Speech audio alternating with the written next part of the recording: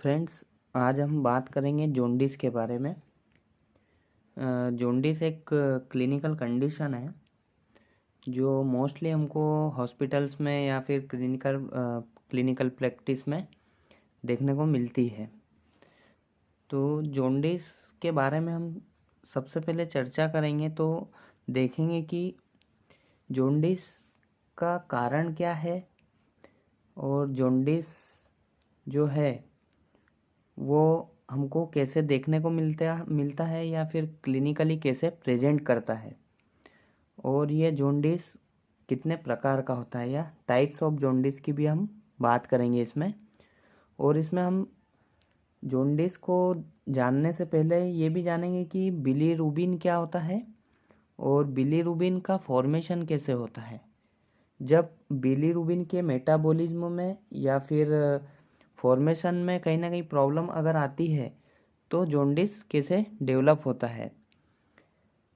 और types of jaundice में हम बात करेंगे तो देखेंगे कि एक एडल्ट में जॉन्डिस कैसे प्रेजेंट करता है और एक न्यूनेट्स में न्यूनेटल जॉन्डिस के बारे में भी हम आज बात करने वाले हैं।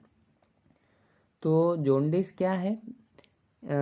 Yellowing is form accumulated bilirubin in the skin often caused by liver and gallbladder disorders। ठीक है, तो जॉन्डिस क्या है?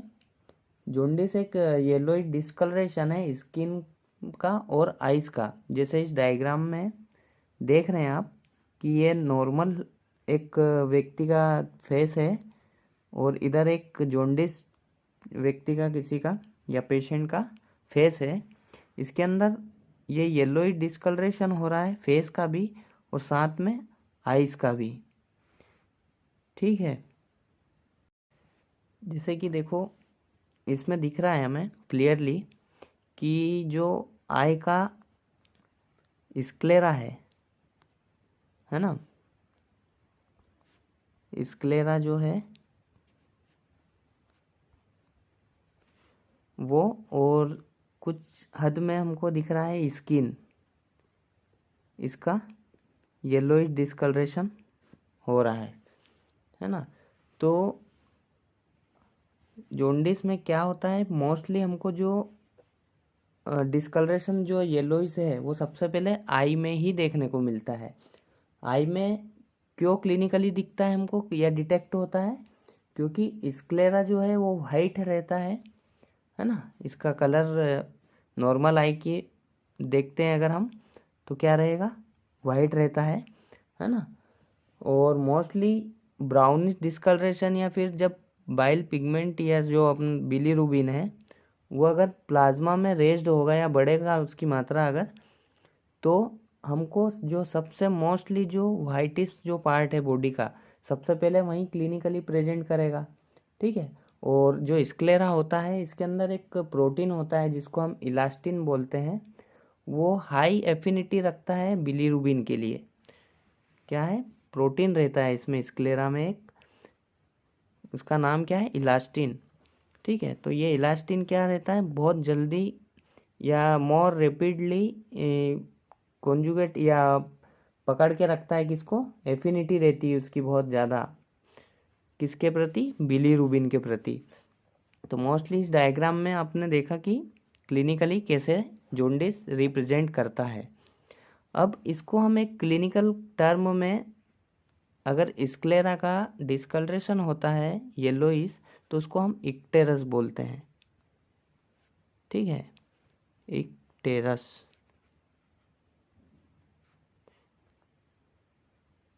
इक्टेरस।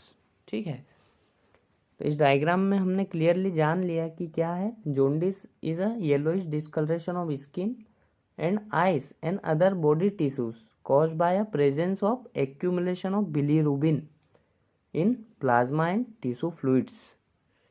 ठीक है, अब हम देखते हैं बिलीरुबिन क्या होता है क्योंकि जॉन्डिस को जानने से पहले हमको बिलीरुबिन के बारे में जानना ज़रूरी है कि बिलीरुबिन कैसे फॉर्म हो रहा है बॉडी के अंदर, नॉर्मल फिजियोलॉजी। उसके साथ हम पैथोफिजियोलॉजी की भी बात करेंगे। तो बिलीरुबिन क्या है कि एक एंड प्रोडक्ट है हिम डिग्रेडेशन का। ठीक है, हमने हमारे प्रीवियस लेक्चर में जब इरिथ्रोसाइट का फैट की जब बात करी थी हमने, उसमें चर्चा किए थे कि बिलीरुबिन का फॉर्मेशन कैसे हो रहा है। ठीक है, तो वो अगर आपने वीडियो नहीं देखा है तो वो एक बार देख लेना, तो उसमें समझ में आ जाएगा कि हिम का डिग्रेडेशन कैसे हो रहा है ड्यूरिंग फैट ऑफ आरबीसीज। ठीक है, तो बिलीरुबिन क्या है, एंड प्रोडक्ट है हिम डिग्रेडेशन का। मतलब जब आरबीसी टूटती है या फिर वो न्यू हो या फिर ओल्ड हो, ओल्ड आरबीसी जब ब्रेक डाउन होता है उसका, तो वो किस में होता है, हिम में। ठीक है, हिम, इसके बारे में हमने प्रीवियसली लेक्चर में फुल चर्चा की है। तो मेजॉरिटी ऑफ डेली प्रोडक्शन जो है बिलीरुबिन का वो कितना रहता है, 0.2 से लेके 0.3 तक ग्राम पर डे। ठीक है, 0.2 to 0.3 gram per day daily production होता है किसका, हमारे बिलीरुबिन का। और मोस्टली ये डिराइव्ड होता है किससे, break down of erythrocyte by mononuclear phagocytic system, specially in spleen, liver and bone marrow. अब हमने प्रीवियस लेक्चर में ये भी बात की थी कि जो सेनाइल आरबीसीज है वो बोन मेरो में डेवलप हो रही है और उसके बाद डिग्रेडेशन होने के लिए रेटिकुलो एंडोथेलियल सिस्टम में जाती है ना, जहाँ पर मोस्टली जो आरबीसी डिस्ट्रक्ट होती है कहाँ पर होती है, स्प्लीन के अंदर, स्प्लीन के अंदर होती है। हमने देखा था ग्रेवयार्ड ऑफ आरबीसी किसको बोला था हमने, ग्रेवयार्ड स्प्लीन को बोला था।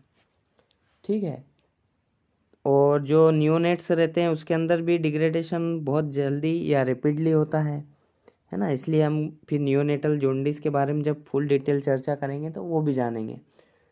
ठीक है, तो most of the remainder of bilirubin is derived from turnover of hepatic heme and hemoproteins से। ठीक है, from premature destruction of newly formed erythrocyte in bone मेरो।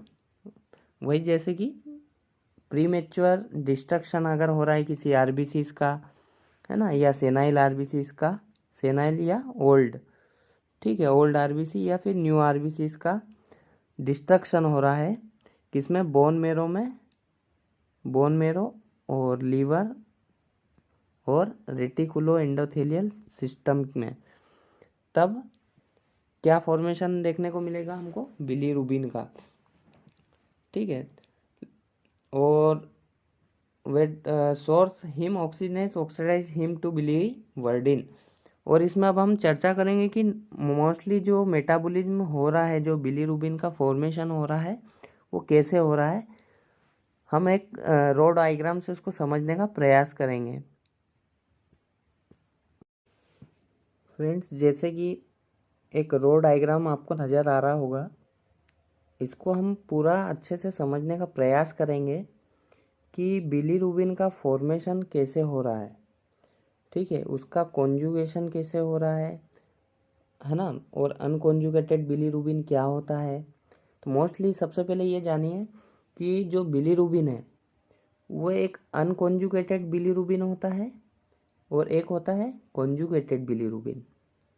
ठीक है, तो जब हमने अभी इंट्रोडक्शन में बात किया था कि ये प्रोडक्ट होता है किसका, हिम डिग्रेडेशन का, हिम डिग्रेडेशन का एक प्रोडक्ट होता है बिलीरुबिन। तो जब भी सर्कुलेटिंग जो बिलीरुबिन है वो मोस्टली सबसे पहले अनकॉन्जुगेटेड बिलीरुबिन रहता है। ठीक है, तो क्या होता है कि bilirubin form by the destruction of RBC is free, उसको हम फ्री बिलीरुबिन भी बोलते हैं। क्या बोलते हैं, फ्री बिलीरुबिन। फ्री बिलीरुबिन बोलते हैं, और अनकॉन्जुगेटेड बिलीरुबिन, अनकॉन्जुगेटेड। ठीक है। तो जब भी आरबीसीज का डिस्ट्रक्शन होता है कहाँ पर भी, या रेटिकुलो एंडोथेलियल सिस्टम में, तो हिम प्रोडक्ट निकला, तो वो उसका प्रोडक्ट क्या रहेगा, बिलीरुबिन, लेकिन कौन सा, अनकॉन्जुगेटेड बिलीरुबिन। और अनकॉन्जुगेटेड बिलीरुबिन क्या है, इट इज लिपिड सोल्यूबल रहता है ये। ठीक है, लिपिड सोल्यूबल। और जब आरबीसीज का डिस्ट्रक्शन हुआ है, जैसे यहाँ स्टार्टिंग में देखिए ऊपर में, कि जब आरबीसी डिस्ट्रक्ट हुई तो वो free unconjugated bilirubin lipid soluble bind to albumin. तो एल्ब्यूमिन क्या है, प्लाज्मा प्रोटीन है। तो सपोज अगर बिलीरुबिन का पार्ट है, तो यहाँ पर एक इसको जोड़ के रखने वाला एल्ब्यूमिन भी रहेगा। ठीक है, एल्ब्यूमिन क्या है, आपको पता है, हमने प्रीवियस लेक्चर में बात करी थी, सर्कुलेटिंग प्लाज्मा प्रोटीन है। तो ये अनकॉन्जुगेटेड जो बिलीरुबिन है वो बाइंड होगा किसके साथ, प्लाज्मा प्रोटीन के साथ, या प्रोटीन कॉन्जुगेशन होगा उसमें। ठीक है। और डायरेक्टली अनकॉन्जुगेटेड बिलीरुबिन को जब भी ये जो बिलीरुबिन है अनकॉन्जुगेटेड, ये एल्ब्यूमिन से जब भी बाइंड होगा, उसके बाद ये एक कंपाउंड बन जाएगा। कंपाउंड कैसे बनेगा, जरूरी है इसका बनना। क्यों जरूरी है, अगर ये कॉन्जुगेशन इसका नहीं हुआ, किसके साथ, प्रोटीन के साथ, अगर ये नहीं जुड़ा, तो डायरेक्टली ये किडनी के थ्रू एक्सक्रीट हो सकता है यूरिन में। तो इसीलिए इसको कॉन्जुगेशन होने के लिए कहीं ना कहीं जाना पड़ेगा। तो अनकॉन्जुगेटेड बिलीरुबिन एल्ब्यूमिन के साथ सर्कुलेटिंग प्लाज्मा प्रोटीन के साथ बाइंड होकर सबसे पहले वो जाता है लीवर में। ठीक है, लीवर में क्यों जाएगा, कॉन्जुगेशन होने के लिए, तभी तो वो कॉन्जुगेटेड बिलीरुबिन बनेगा। अभी अनकॉन्जुगेटेड है। तो डिस्ट्रक्शन ऑफ आरबीसीज के बाद में जो अनकॉन्जुगेटेड फ्री जो बिलीरुबिन है, वो प्लाज्मा प्रोटीन एल्ब्यूमिन से बाइंड होकर सर्कुलेशन के थ्रू कहाँ पहुँच जाएगा, हिपेटोसाइट में। ठीक है, हिपेटोसाइट यानी लीवर में, इन लीवर सेल। ठीक है, इन लीवर सेल। तो जब लीवर सेल में जब पहुंचता है ये अनकॉन्जुगेटेड बिलीरुबिन, तो जो एल्ब्यूमिन जो जुड़ा था सर्कुलेशन में वो स्प्लिट हो जाएगा। मतलब ये जो एल्ब्यूमिन जो जुड़ा था ये स्प्लिट हो जाएगा, यानी कि अलग हट जाएगा। ठीक है। अब अनकॉन्जुगेटेड बिलीरुबिन पे एक एंजाइम वर्क करता है, उसको हम बोलते हैं UDPGA। ठीक है। तो ये जो अनकॉन्जुगेटेड बिलीरुबिन है ये किसके साथ कंबाइन हो जाएगा, एक एंजाइम के साथ जिसका नाम है UDPGA। इसका नाम क्या है, UDPGA। तो ये एक एंजाइम रहता है प्रेजेंट किसमें, लीवर में। तो जो अनकॉन्जुगेटेड बिलीरुबिन है वो उसके ऊपर एक्ट करेगा क्या, या फिर कंबाइन होगा UDPGA, uridine diphosphate glucuronic acid. क्या नाम है, यूरिडिन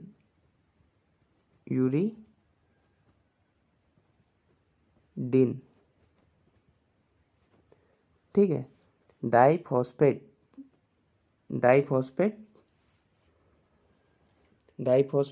ग्लूकोरोनिक एसिड। ठीक है, यूरिडिन डाइफॉस्फेट ग्लूकोरोनिक एसिड इसका फुल नेम है। ठीक है। तो हमने यहाँ तक जान लिया कि आरबीसी कैसे डिस्ट्रक्ट हुई, सर्कुलेशन में एल्ब्यूमिन के साथ बाइंड हुई, वहाँ से लीवर में गई। जब लीवर की हिपेटोसाइट में पहुँचेगी तो क्या होता है, जो एल्ब्यूमिन है वो वापस स्प्लिट हो जाएगा, बाहर आ जाएगा। और उसके बाद में क्या होगा, वहाँ पर एक एंजाइम के साथ ये कॉन्जुगेट हो जाएगा या जुड़ जाएगा, कंबाइन हो जाएगा, जिसको क्या बोले हैं, यूरिडीन डाइफॉस्फेट ग्लूकोरोनिक एसिड। ठीक है, और ये कॉन्जुगेटेड हो जाएगा। ठीक है, इसके बाद का प्रोडक्ट क्या है, कॉन्जुगेटेड बिलीरुबिन, और जो होता है वाटर सोल्यूबल। ठीक है, और हमने बात की थी जो अनकॉन्जुगेटेड बिलीरुबिन होता है वो क्या होता है, लिपिड सोल्यूबल होता है, यानी कि फैट्स के साथ वो सोल्यूबल हो जाता है, और ये वाटर सोल्यूबल हो गया है। अब क्या होगा, जो कॉन्जुगेटेड बिलीरुबिन है वो मोस्टली जो है 90% जो है किस में जाएगा, वो हिपेटोसाइट के थ्रू, हिपेटिक सेल से इनटू किस में जाएगा, वो बाइल कैनालिक्यूलाई में। ठीक है, ये एक्टिव प्रोसेस होती है, और it is transported against concentration gradient into the bile canaliculi. ठीक है, अब क्या होगा कि जो कॉन्जुगेटेड वाटर सोल्यूबल जो बिलीरुबिन है वो रिच होगा लार्ज इंटेस्टाइन में। किसके थ्रू होगा, ये गाल ब्लैडर है, आपको दिख रही है, एक कॉमन बाइल डक्ट है। ठीक है, तो यहाँ से जो ग्लूकोरोनिक एसिड है ये अलग हो जाएगा कॉन्जुगेटेड बिलीरुबिन से। यहाँ पे बात करी थी हमने यूरिडीन डाइफॉस्फेट ग्लूकोरोनिक एसिड, तो जो ये ग्लूकोरोनिक एसिड है ये यहाँ पे बाहर हो जाएगा। अब ये सर्कुलेशन के थ्रू किस में पहुँच गया है, इंटेस्टाइन में चले गया है। ठीक है, किस में चले गया है, इंटेस्टाइन में। अब हम बात करेंगे कि इंटेस्टाइन में क्या हुआ। ठीक है, सपोज ये कोई इंटेस्टाइन का पार्ट है, यहाँ पे लिखा है कि जो कॉन्जुगेटेड बिलीरुबिन है वो degradation by colon bacterial flora. अब हमको पता है कि जो हमारी इंटेस्टाइन है इसके अंदर बैक्टीरियल फ्लोरा होता है, ये क्या करेगा, इसके ऊपर एक्ट करेगा, इस कॉन्जुगेटेड बिलीरुबिन के ऊपर। ठीक है, तो जब बैक्टीरियल फ्लोरा वर्क करता है तो इस कॉन्जुगेटेड बिलीरुबिन को ये कन्वर्ट कर देता है स्टर्कोबिलिनोजेन में। ठीक है, ये कलरलेस कंपाउंड होता है। ठीक, स्टर्कोबिलिनोजेन में कन्वर्ट हो गया। अब यहाँ पे देखो पूरा 100% हुआ है। ठीक है, अब 100% में से क्या होगा, 20% जो है वो वापस पोर्टल वेन के थ्रू, सर्कुलेशन के थ्रू वापस लीवर में चले जाएगा। अब जो 80% है ये 80% एक्सीट हो जाएगा फीसेस में, मतलब 20 से 50 माइक्रोग्राम पर डे फीसेस में ये बाहर हो जाता है। और जो यही ईस्टर को जो बिलिनोजेन है यही ब्राउनिश कंपाउंड होता है जो ब्राउन कलर देता है फीसस को, फीसस यानी स्टूल को। ठीक है, अब जो ये 20% जो बचा हुआ है ये सर्कुलेशन से कहाँ चले गया, पोर्टर वेन से वापस कॉन्जुगेशन होने के लिए चले गया, किसमें, लीवर में। फिर यही प्रोसेस अगेन अगेन अगेन ऐसी होगी। अब देखो इसके अंदर जो 20% जो है, ठीक है, इसी के अंदर से सर्कुलेशन के थ्रू जो ये पोर्टल वेन के थ्रू यहाँ जा रहा है लीवर में, तो कुछ मात्रा में जो है वो किडनी में चले जाता है सर्कुलेशन से। ठीक है, किडनी में चला गया। अब किडनी में ये यूरिन बिलिनोजेन में कन्वर्ट हो जाता है या यूरो बिलिनोजेन जिसको बोलते हैं हम, जिसी के कारण हमको जो यूरिन है हमारी स्लाइडली येलोइश देखने को मिलती है, पेल येलो। ठीक है, तो अब हमने जान लिया कि नॉर्मली जो फिजियोलॉजी है बिलीरुबिन की, मेटाबॉलिज्म की, वो कैसे हो रही है, उसका अपटेक कैसे हुआ वो जान लिया हमने, उसका कॉन्जुगेशन कैसे हुआ लीवर में वो जान लिया, उसका एक्सक्रीशन कैसे हुआ वो भी हमने जान लिया। तो रिपीटली एक शॉर्ट में बता दे रहा हूँ मैं कि जब आरबीसी डिस्ट्रक्ट होती है, ठीक है, तो वो अनकॉन्जुगेटेड बिलीरुबिन फॉर्म में रहता है और ये लिपिड सोल्यूबल रहता है।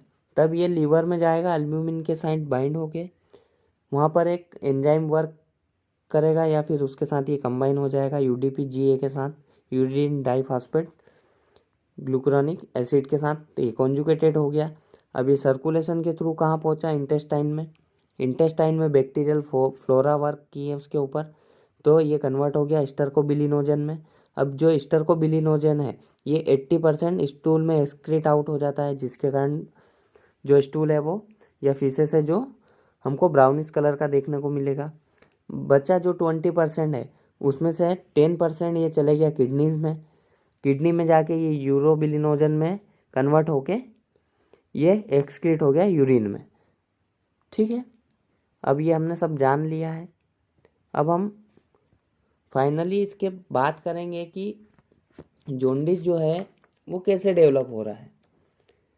ठीक है, और अब हम उसमें ये भी चर्चा करेंगे कि जो जॉन्डिस है वो कितने प्रकार का होता है। ठीक है, और कोजेस क्या होते हैं जॉन्डिस के, तो हम कोजेस के आधार पर ही, मतलब इटियोलॉजी के आधार पर ही, कारण के आधार पर ही जॉन्डिस को डिवाइड करेंगे। अब हम देखते हैं कि टाइप्स ऑफ जॉन्डिस क्या है ना। तो टाइप्स ऑफ जॉन्डिस को हम इजीली समझने का प्रयास करेंगे कि जो जॉन्डिस है वो मोस्टली 3 टाइप्स में हम डिवाइड करते हैं कोजेस के आधार पर, है ना, ताकि हमको क्लिनिकली उसको समझने में या देखने में प्रॉब्लम ना हो। तो क्या होगा कि अभी हमने थोड़ी देर पहले जाना कि बिलीरुबिन का फॉर्मेशन कैसे हो रहा है। ठीक है, तो अगर मैं बात करूं, सपोज ये कोई एक ब्लड वेसल बना रहा हूं मैं, ठीक है, और एक मैं बात कर रहा हूं या फिर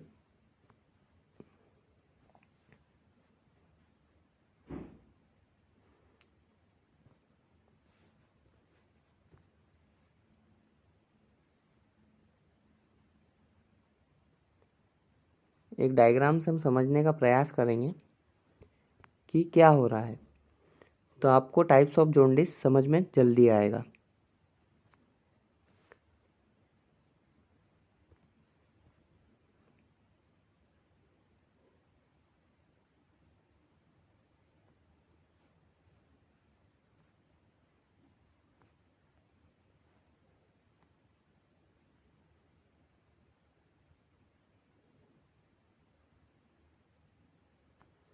ठीक है, यहाँ 3 पार्ट बनाए हैं हमने। बिलीरुबिन का जो प्रोडक्शन है या फैट है जो वो जाना था कि सबसे पहले क्या हो रही थी, आरबीसी डिस्ट्रक्ट हो रही थी।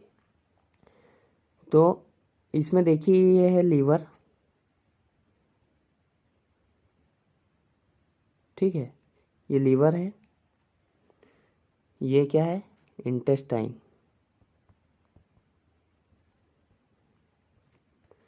और ये है सर्कुलेशन।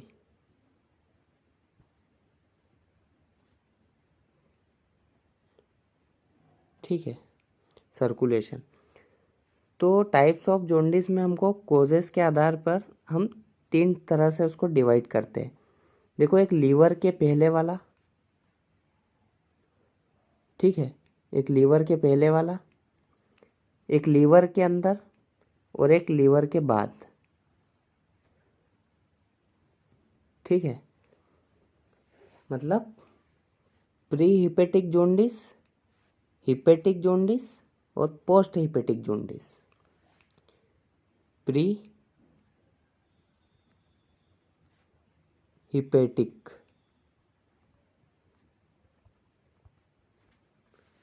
और एक है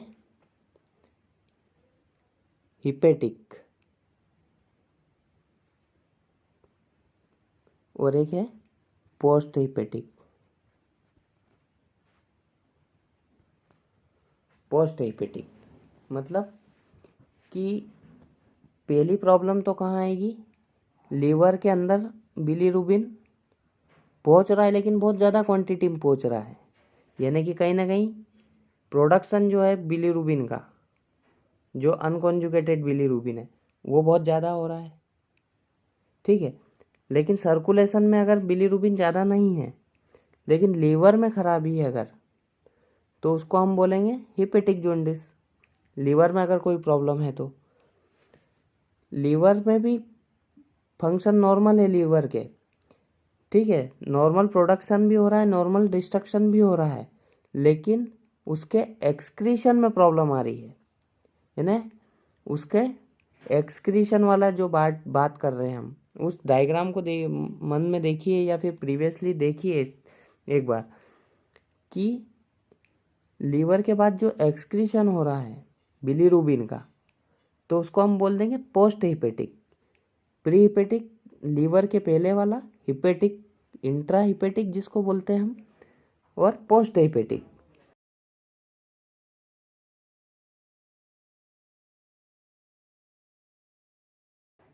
तो मोस्टली आपको ये समझ में आ गया होगा कि टाइप्स ऑफ जॉन्डिस 3 पार्ट में हम कैसे डिवाइड कर रहे हैं, ठीक है। तो पहला हमने क्या देखा, प्री हिपेटिक। प्री हिपेटिक क्या है, excessive breakdown of RBCs such that uneven normal liver can not conjugate all of resulting in increased serum unconjugated bilirubin, ठीक है।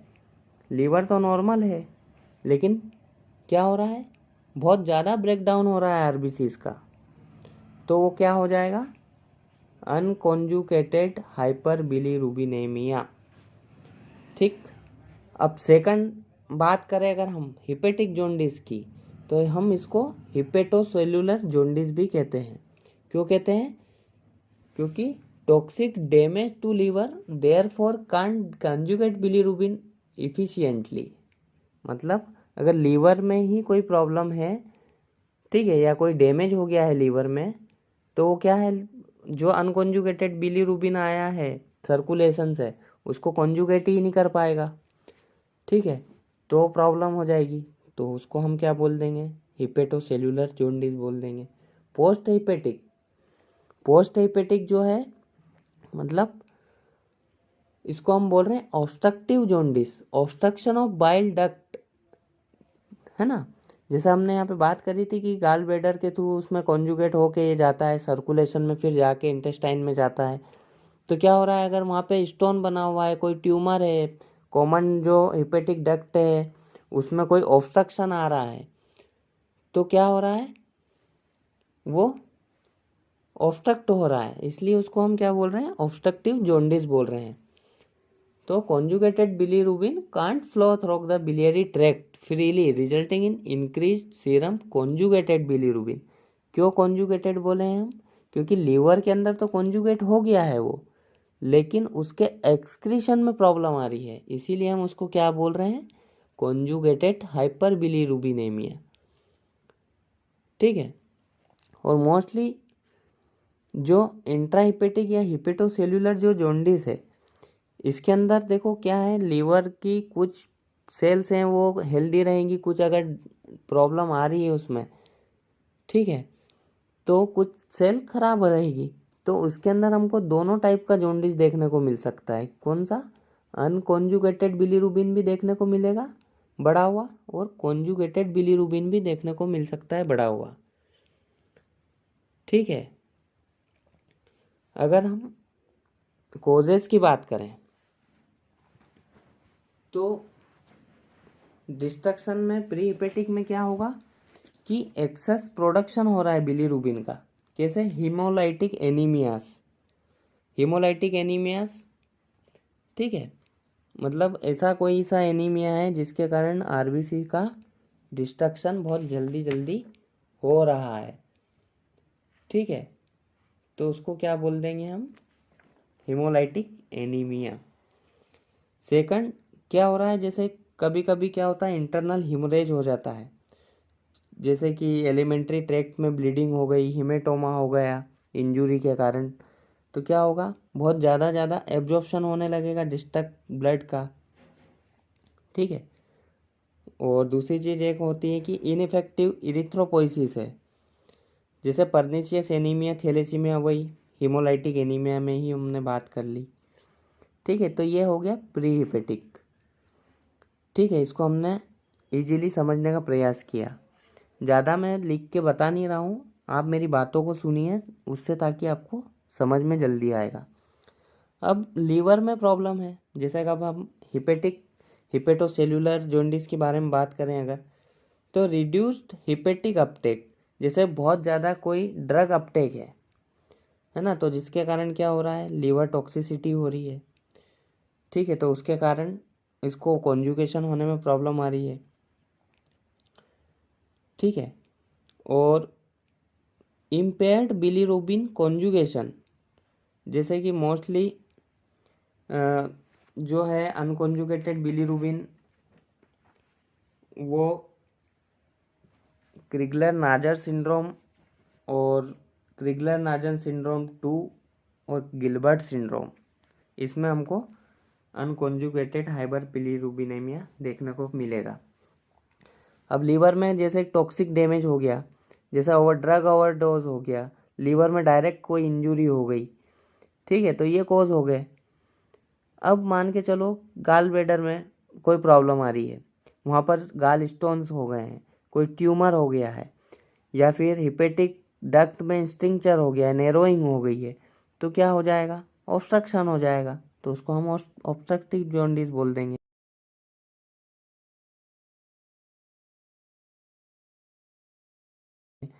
अब हम बात करते हैं कि 3-4 सिंड्रोम्स का इसमें नाम आता है पैथोलॉजिकली, अगर हम देखते हैं इसको तो अब हम चर्चा करते हैं सिंड्रोम्स के बारे में। अब हम बात कर रहे थे सिंड्रोम्स के बारे में, तो जो मोस्टली जो सिंड्रोम्स है ये हमें देखने को मिलते हैं हेरिडिटरी हाइपर बिलीरुबिनेमिया में।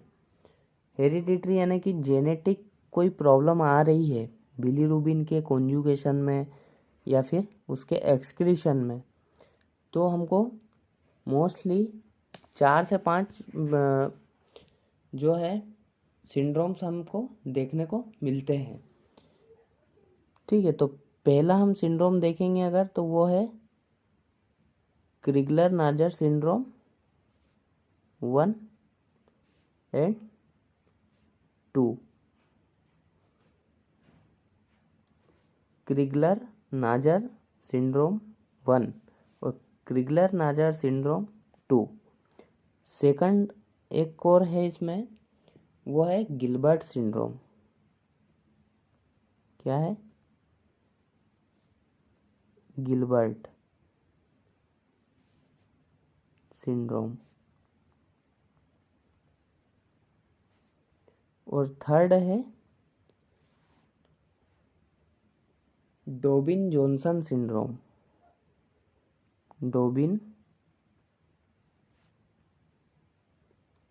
Johnson syndrome.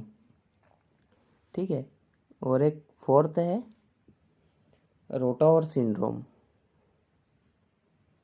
Rotor syndrome.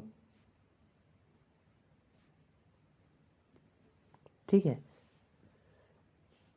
तो ये जो 4 से 5 जो सिंड्रोम्स है, ये क्या होता है कि जो डोबिन जॉनसन सिंड्रोम है और एक जो रोटोर सिंड्रोम है, इसके अंदर कॉन्जुगेटेड हाइपरबिलिरुबिनेमिया होगा। ठीक है, मतलब लीवर के में कॉन्जुगेशन होने के बाद में कोई प्रॉब्लम आ रही है। ठीक है, तो कॉन्जुगेशन होने के बाद में अगर कोई जेनेटिक या हेरिडिटरी प्रॉब्लम आ रही है, तो एक जो डोबिन जॉनसन सिंड्रोम होगा और एक रोटार सिंड्रोम होगा। और जो क्रिगलर नाजर सिंड्रोम 1 और 2 है और जो गिलबर्ट सिंड्रोम है, ये अनकॉन्जुगेटेड हाइपरबिलिरुबिया में आता है। ठीक है, अनकॉन्जुगेटेड।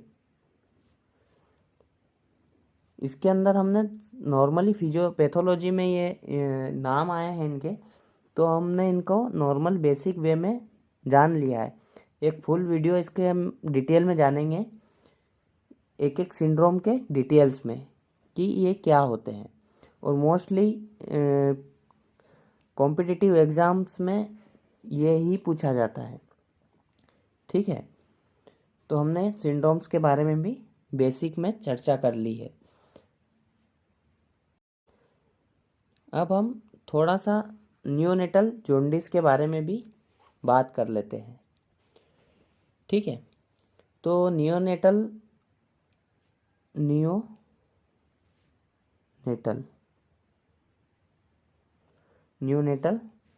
जॉन्डिस। तो नियोनेटल जॉन्डिस क्या है कि जो 2 वीक्स के बेबीज होते हैं उनका कॉन्जुगेटिंग कैपेसिटी और जो एक्सक्रीटरी कैपेसिटी है लीवर की, वो फुल्ली मैच्योर नहीं होता है लीवर उनका, तो इसलिए वो कॉन्जुगेट भी नहीं कर पाता है और इतना एक्सक्रिएट भी नहीं कर पाता है किसको, बिलीरुबिन को। तो मोस्टली इसके अंदर हमको अनकॉन्जुगेटेड हाइपर बिलीरुबिनियमिया देखने को मिलता है बेबीज़ के अंदर। ठीक है, और मोस्टली ये फिजियोलॉजिकल कहलाता है। ठीक है, इसको हम फिजियोलॉजिकल जॉन्डिस भी कहते हैं, फिजियोलॉजिकल जॉन्डिस। ठीक है, नॉर्मली हमने इसकी भी चर्चा कर ली है। अब आगे के लेक्चर में हम बात करेंगे कि इसका ट्रीटमेंट एस्पेक्ट क्या है और इसका डायग्नोसिस हम क्लिनिकली इसके लिए क्या टेस्ट करवाएंगे और क्या हम देखेंगे रिपोर्ट्स में, वो हम आगे के लेक्चर में बात करेंगे जॉन्डिस के। Thank you.